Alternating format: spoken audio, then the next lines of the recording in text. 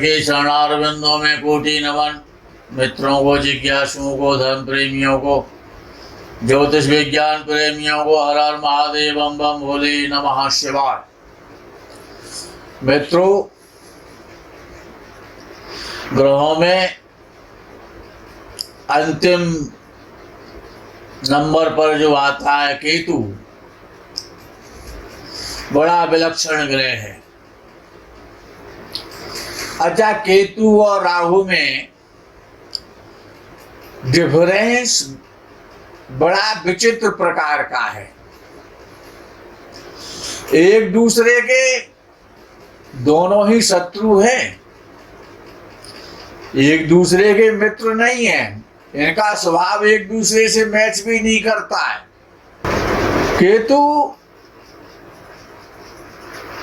और राहु में जो डिफरेंस है, जो अंतर है कि राहु तो कुचलता है, कुचल करके कूट करके मारता है, कूटने वाला है, कुचलने वाला है। यदि किसी को फांसी हुई है या कोई गले में फंदा डाल करके मृत्यु को प्राप्त हुआ है तो वो राहु है। और यदि तलवार से या चाकू से या छुरी से, किसी धारदार हथियार से उसका गला काट करके उसको मारा गया है तो वो केतु है। केतु का काम है काटने का। केतु शरीर में नाखूनों का कारक है। जो हमारे नाखून होते हैं, नाखूनों का कारक है। नेल कटर का कारक है, जो नाखूनों को काटने वाला है। हसिया है, दराती है, दरात है, तलवार है, छुरी है, भाला है। ये जितने भी धारदार हथियार हैं, काटने वाले हथियार हैं, कटर है, तो जितने भी धारदार हथियार हैं। अब विषय ये है कि यदि किसी का केतु अच्छा है तो केतु से संबंधित क्या व्यापार है, उसको कौन सा व्यापार करना चाहिए। तो जो ब्लेड होते हैं ना, ब्लेड जो गड़ासे होते हैं जिनसे चारा काटा जाता है, जो कटिंग के जो कार है, कैंची है, ब्लेड है, खुरपी है, खुरपा है, चाकू है, तलवार है, ये जितने भी काटने का जो काम करते हैं, जो काटने वाले जो हैं, जो धारदार हथियार हैं, वो सभी केतु उनका कारक है। केतु उनका व्यापार कराता है। अब विषय ये कि यदि केतु खराब हो जाए किसी का, अच्छा तो कम ही होता, खराब ज्यादा देखा जाता है। तो जो आपकी जो दादी है, जो आपकी ग्रैंड मदर हैं, जो दादी जी हैं आपकी, या आपकी जो नानी है,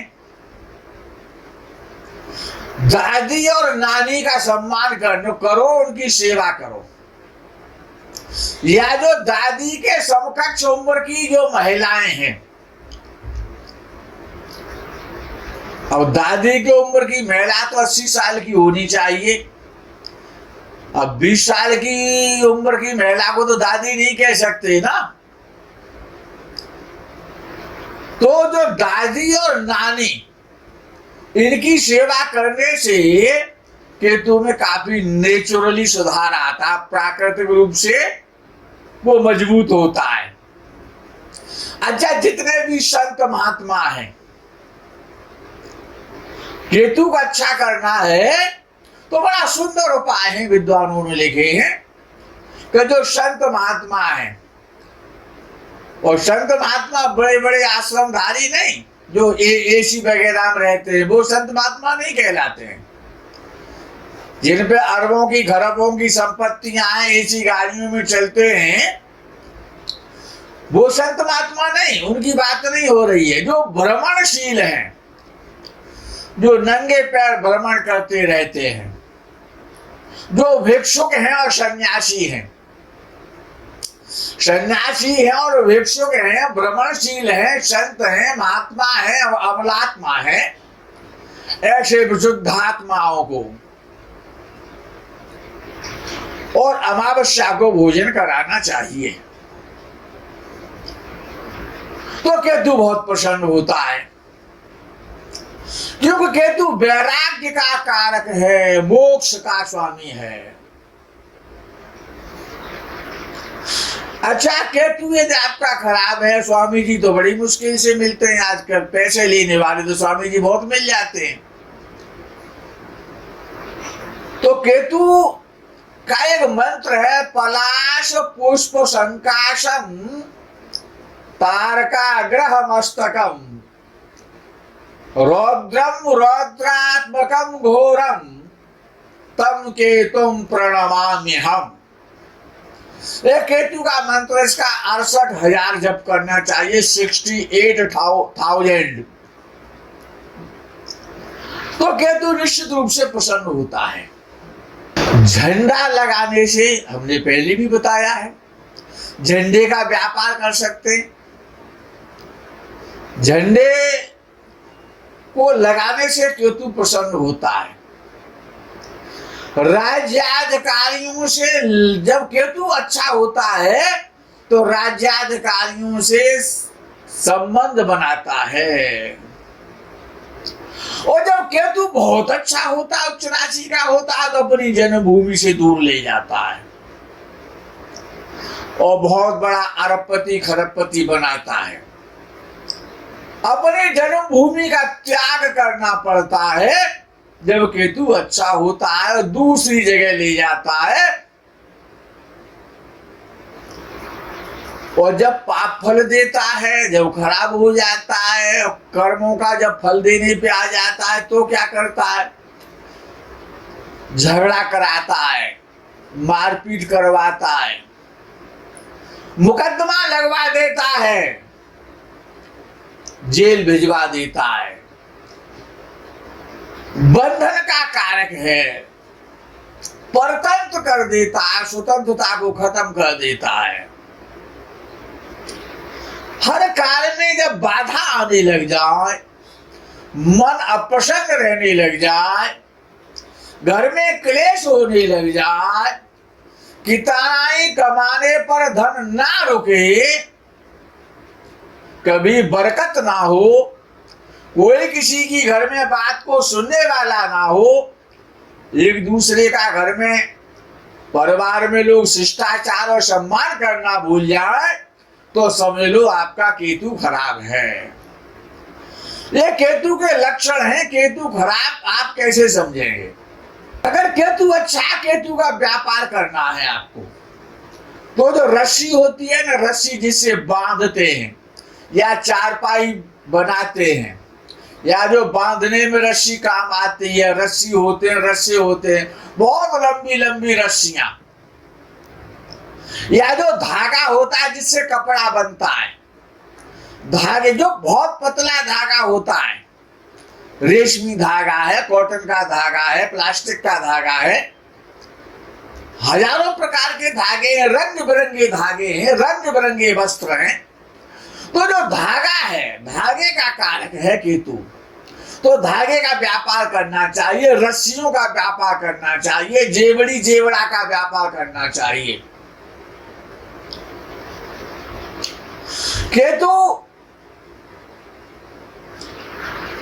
धागे का कारक है। अच्छा, जितनी भी ये कुंज गलियां होती है ना, कुंज गलियां, पतली पतली गली, तो उन कुंज गलियों का कारक है, पतली गलियों का, गली का कारक है। कोई भी लंबी है और पतली वस्तु है, नुकीली है, उस सब का कारक है। अच्छा, जो पतंग जो उड़ती है ना, पतंग, पतंग का तो बहुत बड़ा व्यवसाय है, तो पतंग और पतंग का मांझा, पतंग का जो धागा होता है, जिसे मांझा कहते हैं शायद, तो पतंग और पतंग का धागे का कारक है केतु। पतंग का कार्य करना चाहिए, धागे का कार्य करना चाहिए। धागे की फैक्ट्री लगा दो, क्या परेशानी है। अच्छा, शरीर में जितनी भी पतली पतली जो नसें हैं, जो पतली पतली जो नाड़ियां हैं, अच्छा, जो नाड़ी देखने का जो कार्य है, जो वैद्य जी जो नाड़ी देखते हैं, नाड़ी देखने का जो कार्य है, सुबह ही सुबह खाली पेट जब वैद्य जी नाड़ी का अवलोकन करते हैं, कान को बंद करके, और जब वो नाड़ी को सुनते हैं, तो नाड़ी का कार्य यानी केतु वैद्य जी बनाता है। यदि आपको वैद्य जी बनना है तो केतु को देख लो कि आपका केतु कैसा है। अच्छा, जितने भी सड़े गले, फोड़ा फुंसी, खुजली, खाज खुजली, मवाद, ये जितने भी जो ये रोग हो जाते हैं, जलने का, कटने का, फटने का,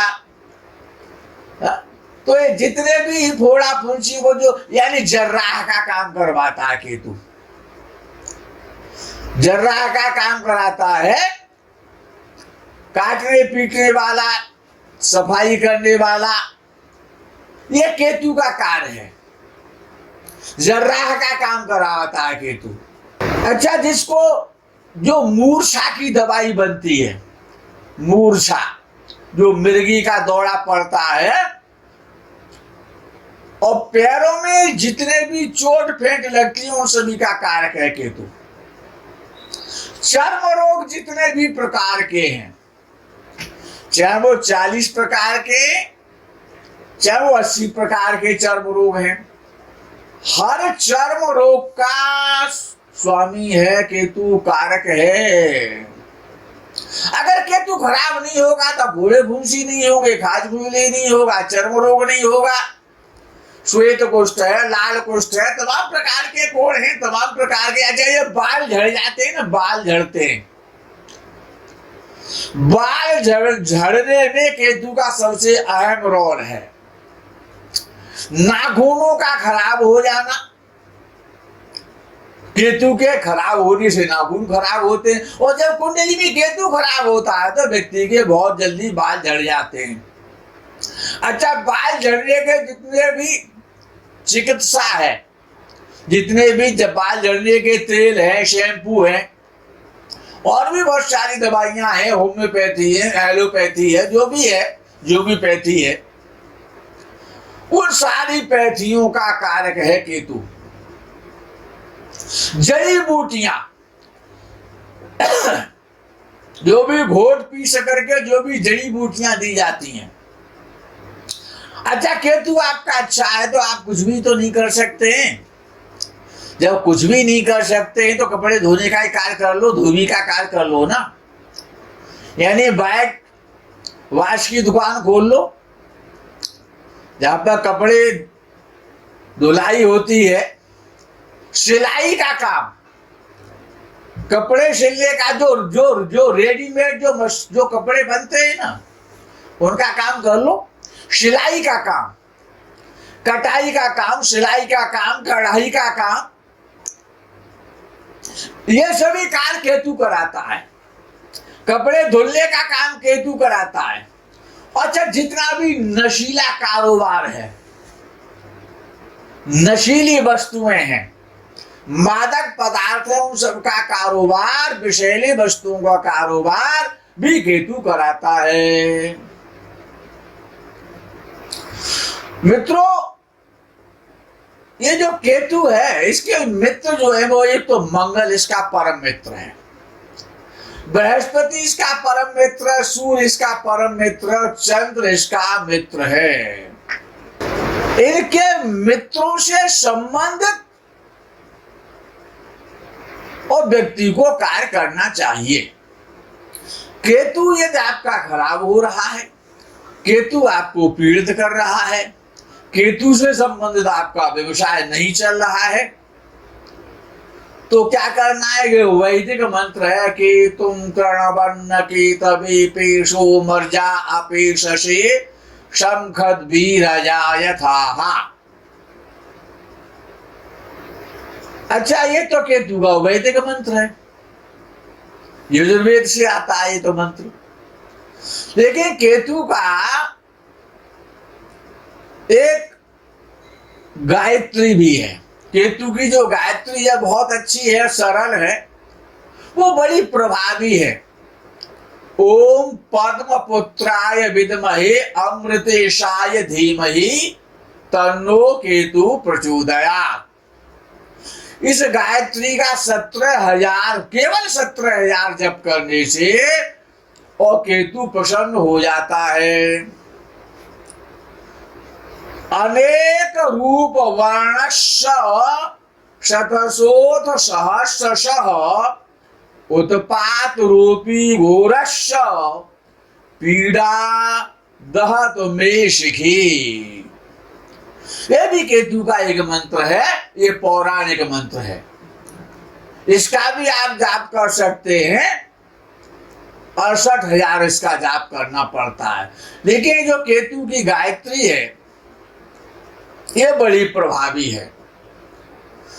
केतु से संबंधित जो भी कार्य है, वो नशीली वस्तुओं का कारोबार है या जड़ी बूटियों का कारोबार है, या जितनी भी सूखी चीजें हैं, जो सूखी घास है, सूखी लकड़ी है, उन सबका, जितनी भी सूखी चीजें हैं जिनमें पानी नहीं होता है, झोपड़पट्टी जो भी होती है, कुशा है, कुशा टाइप की तमाम घास होती है, वो सभी नस हैं, नाड़ियां हैं, जितनी भी पतली वस्तुएं हैं, धागे हैं, जो भी कटीले पदार्थ हैं, जो भी कटीले वृक्ष हैं, जो भी कैक्टस इत्यादि के जो भी कटीले जो वृक्ष होते हैं, वो सभी केतु है।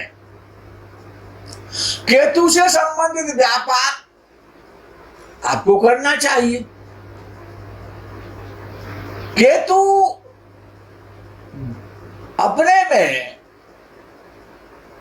अगर आपका अच्छा केतु है तो अपने संबंधी जो व्यापार है, जड़ी बूटियों का व्यापार है, चाहे वैदिक का व्यापार है, चाहे फार्मेसी का व्यापार है, चाहे आपका वैदिक से संबंधित व्यापार है, जले कटे फोड़ा फुंसी इत्यादि क्षय रोगों का, चर्म रोगों का, जो भी आप मेडिसिन बनाते हैं उनसे संबंधित आप काम कर सकते हैं, धागे से संबंधित काम कर सकते हैं। जितनी भी पतली वस्तुएं हैं, लंबी वस्तुएं हैं, पतली पतली होती हैं, उन सभी का कारक केतु है। मित्रों, केतु यदि आपका अच्छा है तो निश्चित रूप से मोक्ष कराएगा, आपको सन्यासियों से लाभ कराएगा। और आप कुछ भी नहीं कर सकते हैं ना, तो मठाधीश बन जाओ ना, किसी आश्रम के महंत बन जाओ। केतु महंत बनाता है, मठाधीश बनाता है, शंकराचार्य बनाता है, बहुत बड़े स्तर का सन्यासी बनाता है। बड़े बड़े आश्रमधारी जितने भी होते हैं, मठाधीश होते हैं, महंत होते हैं, महामंडलेश्वर होते हैं, आचार्य महामंडलेश्वर होते हैं, शंकराचार्य इत्यादि जो भी होते हैं, जितने भी संप्रदाय से संबंधित जो भी बड़े बड़े जो संत हैं, संत भी तो बनाता है, सन्यासी भी तो बनाता है। तो ये लोग भी सुधरता है और वो लोग भी सुधरता है। केतु यदि आपका अच्छा है, केतु को अच्छा करना है तो दादी की सेवा करो, नानी की सेवा करो, केतु के मंत्र का जप करो। इसी कामना भावना के साथ इस प्रकरण में अलब्राम हर हर महादेव बम बम बोले नमः शिवाय। जय गो माता की।